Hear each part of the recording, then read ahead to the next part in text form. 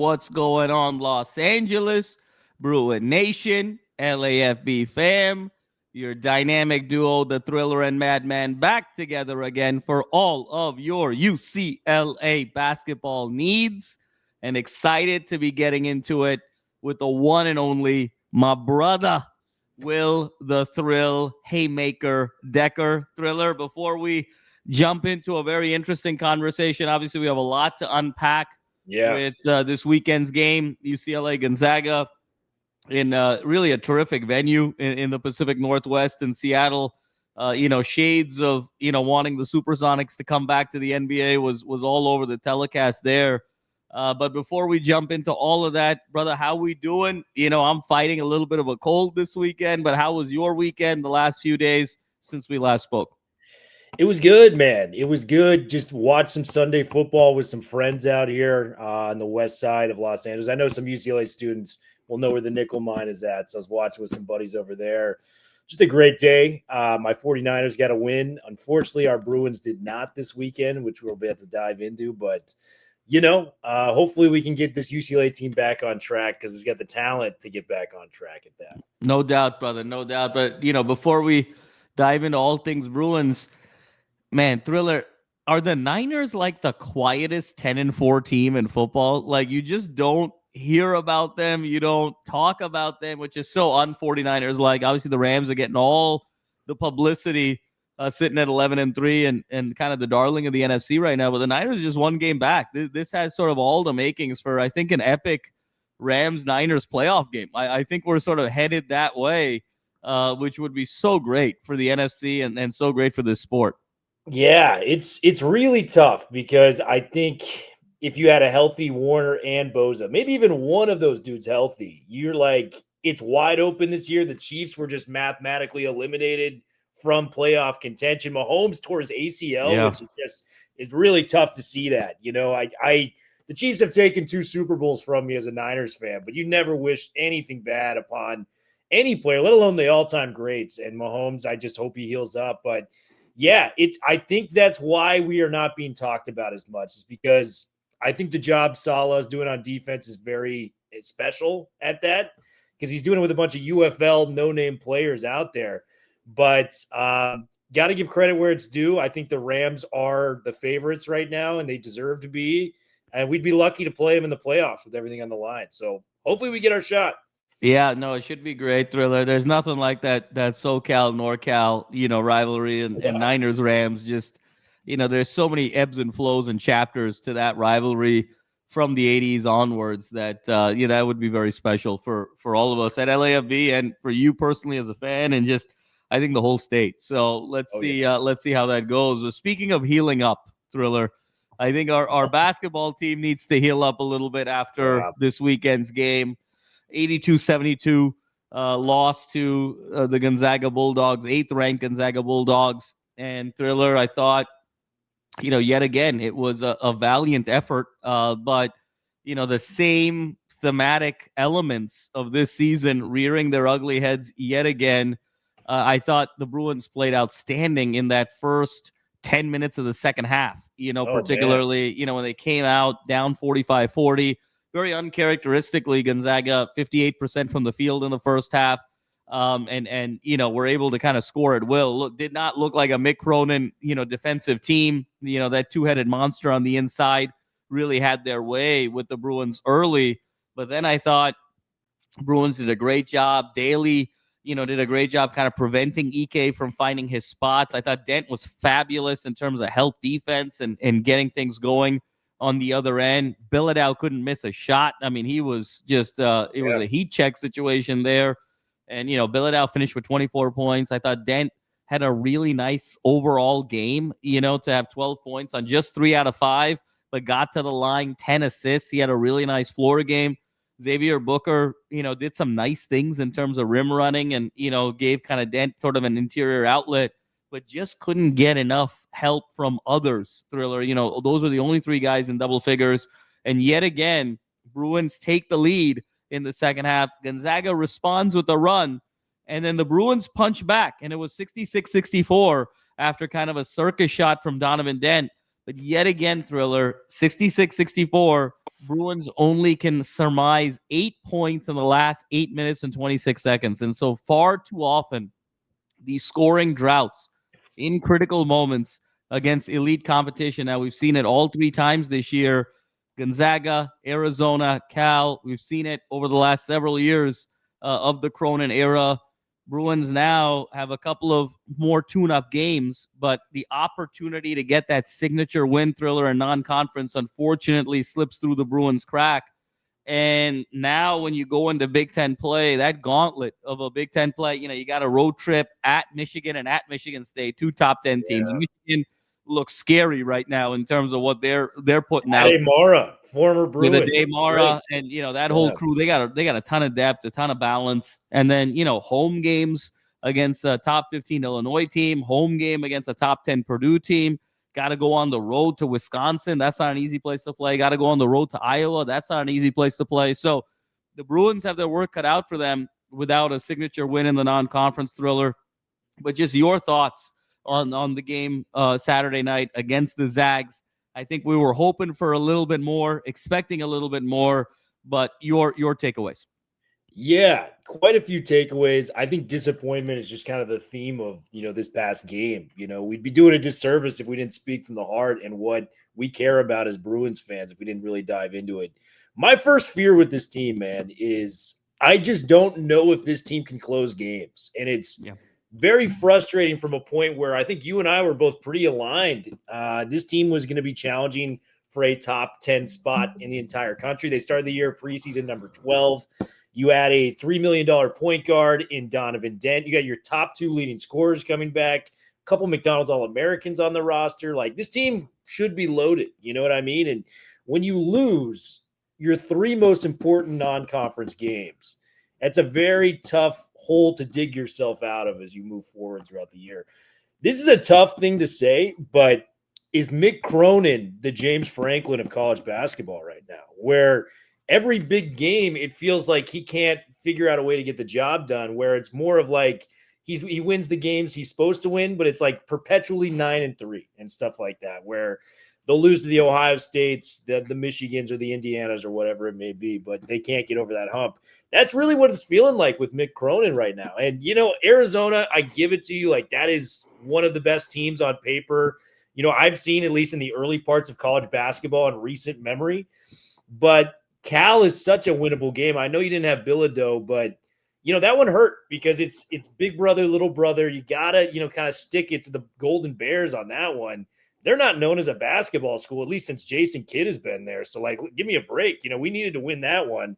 And then Gonzaga. That's kind of the team that's haunted you as a program with Mick specifically. When you look back at the NCAA tournament stuff, Drew Timme and, the Jalen Suggs infamous shot, it just felt like we were surging. Like you mentioned, that 9-0 run in the second half, you feel the momentum shift to UCLA, and then it just dispersed so quickly. And, we were out-rebounded. They had 13 more free throws than we did. So outside of Dent kind of creating some plays, and I know he had 12 points and 10 assists, there was a lot he could have improved upon, in my opinion.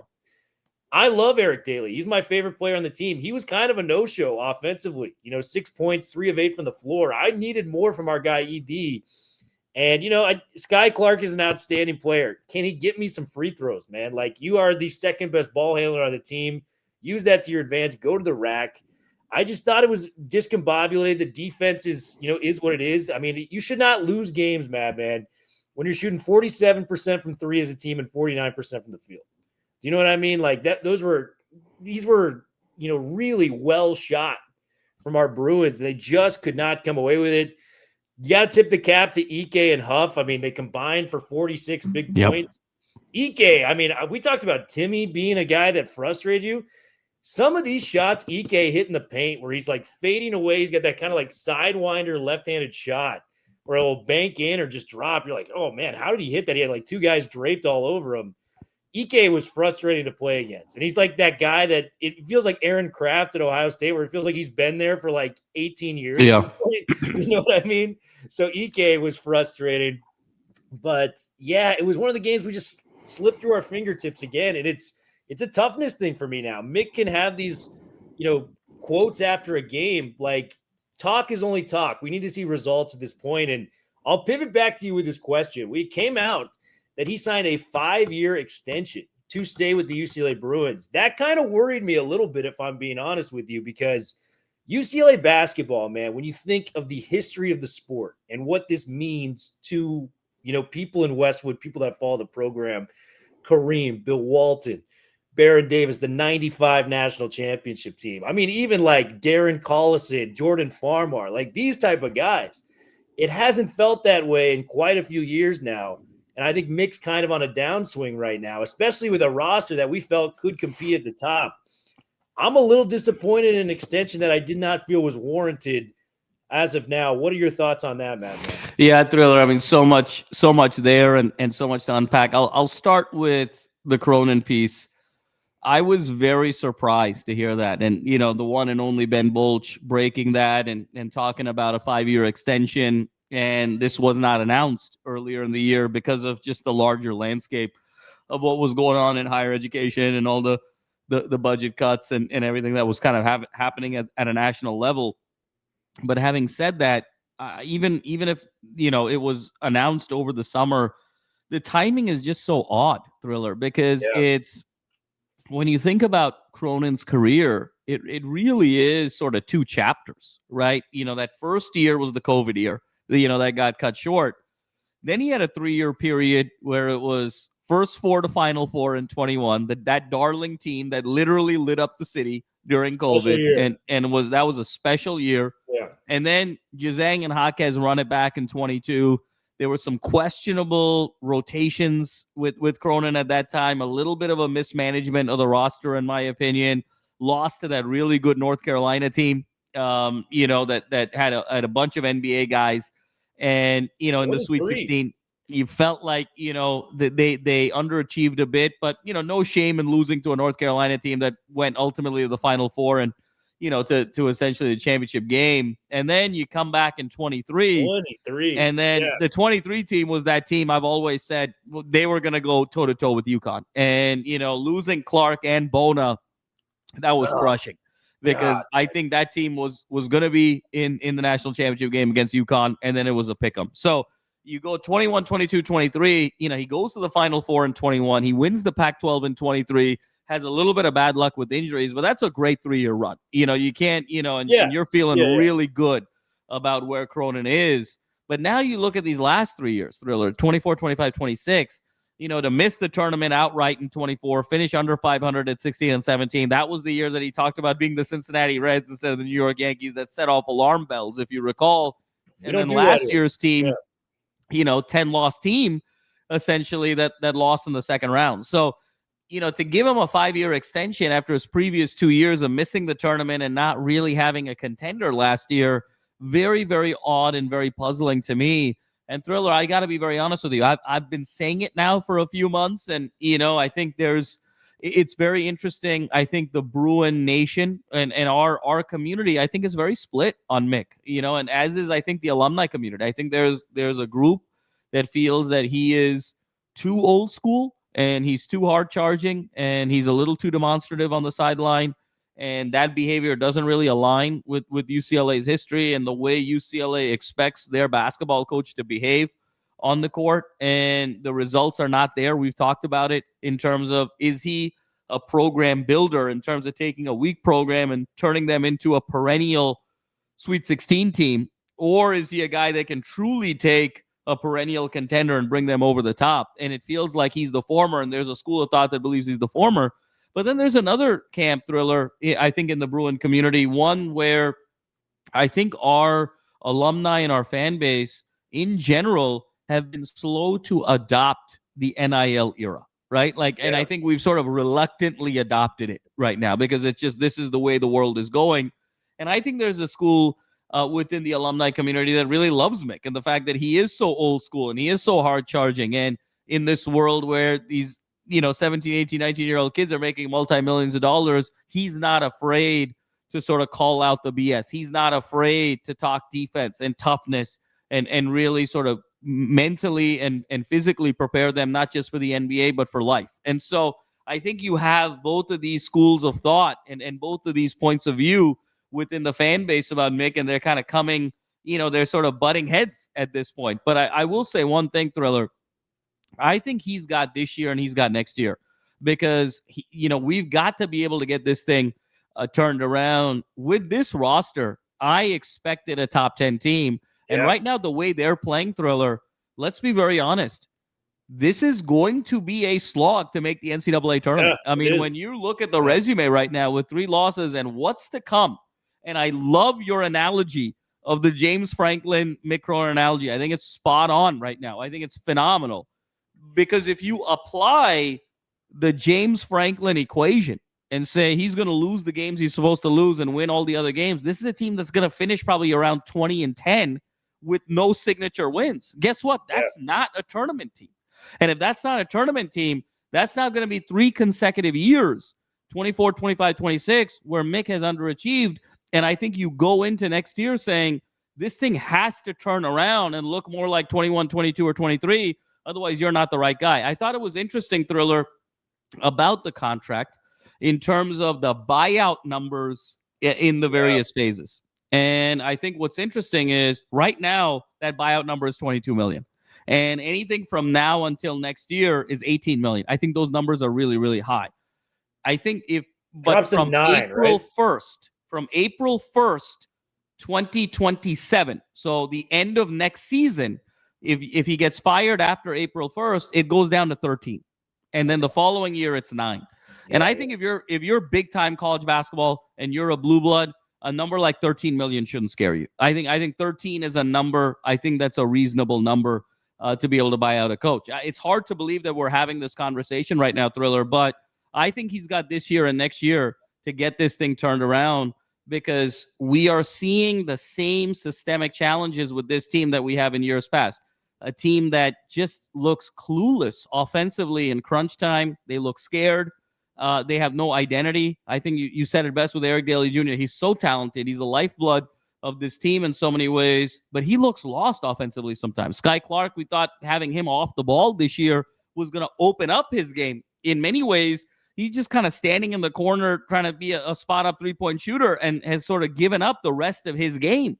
And then you look at, Perry. I think Perry is sort of also wondering, like, what his role is. Like, he needs to just be that sixth-man microwave that comes in and is ultra-aggressive, and he's had flashes of that, but he only had 3 points last night. He looked tentative. And I think so much of that is how much is Mick empowering these guys to be more free-flowing. Thriller, the difference between 21, 22, and 23 and 24, 25, and 26 right now in the Cronin era is he had great ISO players, those first 3 years. He really didn't run an offensive system. He still hasn't run an offensive system at UCLA, but the recipe, like you think about college football, play great defense and run the ball. I think the Cronin recipe has been play great defense, and when you need a bucket, go ISO. And what he had 21 through 23 was Jazang was a great ISO player in college, as was Hawkins. And you had 2 great ISO players that covered up a lot, down the stretch. And you just don't have that these last 3 years. You just don't have an ISO player of that caliber. And that's what you're seeing. That's why this offense is stalling out short of any offensive system. So, Thriller, we knew Ike and Huff were going to be a handful. I love what you said about Ike. He reminds me of Zebo, actually, Randolph. Yeah, he that does. left hand, that old school, sidewinder, got a lot of skill, shot, that sidewinder, at the park, a guy who just doesn't look like he's a basketball player, but he's unguardable at the park. Ike's got that element to him. He's a super athletic guy, so don't get me wrong there, but just, that Zebo element. We knew they were going to be a handful in the paint, but, what kills me, Thriller, is this was probably the weakest backcourt that Gonzaga has had in the better part of a decade under Mark Few. Yeah. And, with the kind of guys that you have in Dent and Clark as your lead guards, you should have been able to exploit that at will. And the fact we weren't able to do it, like Gonzaga is a good team, but the difference between Gonzaga and Arizona and Michigan and Duke is the backcourt play. Like, I don't expect Gonzaga to go beyond the Sweet 16 because they just don't have, a Final Four level backcourt. Yeah. This is a good team. This is not a great team. And I thought we could go in there and win this game, and I was disappointed. So, Thriller, those are my thoughts. I think Cronin this year and next year, we got to see it.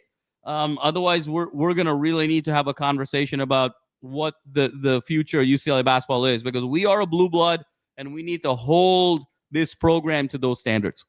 And that's what it is, man. It's been, 30 years since UCLA has won a national championship. It's crazy to say that for the school that has the most. And it's not like we're lacking. It's not like, the thing that hurt Nebraska football was the recruiting territory around. I think NIL will actually fix that a lot for them moving forward. Matt Rule's got a proven year next year, but if they get it done, I think Nebraska can get back into the mix, top 15 team consistently. UCLA doesn't have that problem. We're in Southern California. It was decades of dominance where it's if we got a good player from here down to San Diego, they're coming to UCLA, no questions asked, and I feel like the program is just in a weird spot right now. I think Mick, for all of his strengths, I think you kind of laid it out perfectly. I think he is a good coach, and he's a guy that you could go to where he was previously at Cincinnati, or he could go to one of these smaller schools and kind of reach that ceiling. But Blue Bloods is a total different set of expectations, and we got to get back to those expectations at UCLA moving forward. So that's kind of my big takeaway. I thought it was a premature contract signing, if I'm being honest with you. And just the one thing about the 23 team, man, what if we pull Jalen Clark at the end of that game, man? Are you kidding me? That has to be factored in. That is the all-time what if, at least in the last 10 years with UCLA basketball for me. I know the Suggs shot, we could talk about that too. But if Clark, the National Defensive Player of the Year, doesn't go out with an injury against Arizona, where we clearly had the game in the bag, I just don't understand that. No, I'm totally with you, Thriller. One of the great what ifs. And people don't realize, we didn't have Bona and we didn't have Clark. And we still almost beat Arizona in the Pac-12 championship game. We lost by 2, if you recall. Amari Bailey missed that 3 at the buzzer. That's how good that team was. That against a really, really good Arizona team without 2 starters, basically lost the game, the Pac-12 championship game at the buzzer. That's where we were, and there's no reason we can't get back there. And I think this, Thriller, will close on this. I think this is the ultimate sort of dichotomy, the antithesis that is Mick Cronin. Because what did we talk about earlier? We said, look, you got to play great defense and you got to have a great ISO player. Well, by and large, Thriller, who is an ISO player? A guy who's really great isolation player at the college level invariably is going to be a 5-star. And Cronin is a guy that just can't seem to relate to the 5-star player. And he can't recruit that player. He can't relate to that player. So if your system is predicated on having a great ISO player offensively and then playing great defense, but you can't recruit the ISO player, then you fundamentally, there is a deficiency in your system and in your strategy. And so you got to remember, Jaquez was a guy, Thriller, that was not a 5-star. He wasn't heralded. He grew into that role. He became a superstar. He's become $100 million man at the Miami Heat. Those things don't happen overnight. Those things are not every year type of scenarios. And then with Jazang, he was a Kentucky guy. He was a Calipari recruit. Didn't work out at Kentucky, came back to UCLA. Again, it was a very unique circumstance. Local kid that wanted to come back home.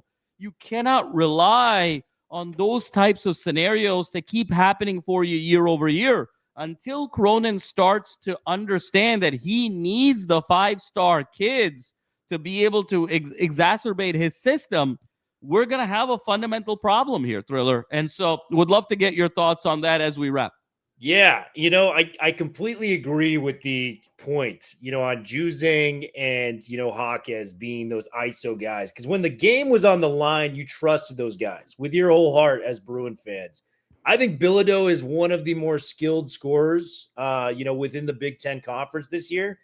But when the game's on the line, I don't have that trust level for him just yet. We don't have that guy. Dent, he's still kind of recovering from that hamstring. I haven't seen the best of Donovan Dent yet. I hope it's still in there, especially with what we shelled out as a group to get this guy here. We just don't have that guy yet, where it's we're up by 2. We need to seal the game with a tough bucket here. Who do we go to? And Bilodeau is fantastic, for the first 38 minutes of the game, but it's those last 2 to 3 minutes of a ball game We need him to kind of really develop into that scorer. And that's a skill you can develop over a course of a career. So let's hope they get there.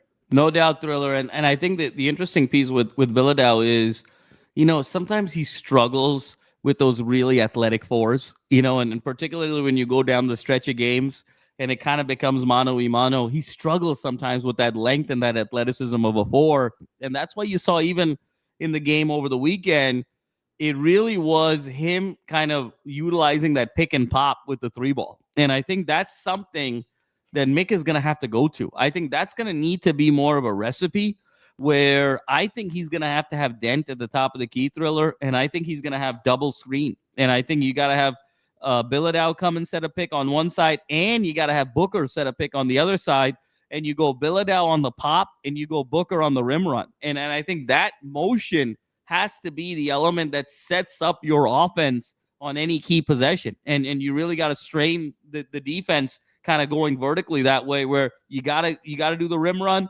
and you got to cover the three ball. And if you're overcommitting, then you got Clark in a corner. Then you got Daly on another corner. Clark to sort of hit that corner three.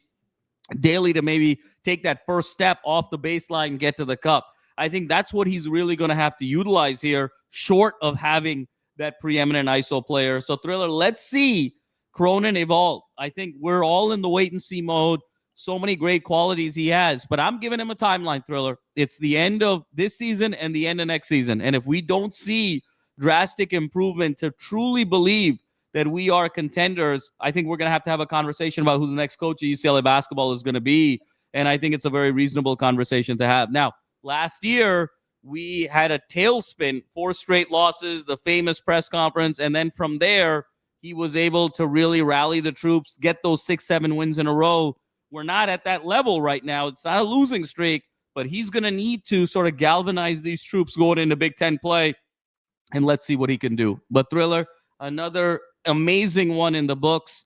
Fans, we got you covered. We got a couple, interesting games this week. We got Arizona State at home. Thriller's alma mater visiting Pauley Pavilion in the Will Decker Invitational, the Thriller Classic hosted by Pauley Pavilion. So that's going to be a great one. We're going to cover that. We got Cal Poly, and then we're going to round it out there with one more game, UC Riverside, until we get to Big Ten play. So we got you all covered here. And then, of course, we got you all covered on the gridiron as well. But before we go, got to pay the bills around here. Sleeper app, #1 sports app in the market today. Download this app with the promo code UCLA LAFB. Get $100 off. Match bonus. 100 becomes 200. And you can do all kinds of interesting things with live chat, immersive statistics, really a full one-stop shop experience. Download the #1 sports app on the market today, the Sleeper app, and tell them the guys from the LAFB network sent you. Use that promo code UCLA LAFB. Well, fans, another one in the books. We're going to get out of here. We got another great episode coming up with Wayne to talk all things Chesney era, so stay tuned for that as well. And better times ahead for this basketball team. We got 3 more games now, 3 more tune-ups until we get into Big Ten play. And in the meantime, be loud, be proud, be passionate, Bruins. And like we always say, 4's up forever, baby.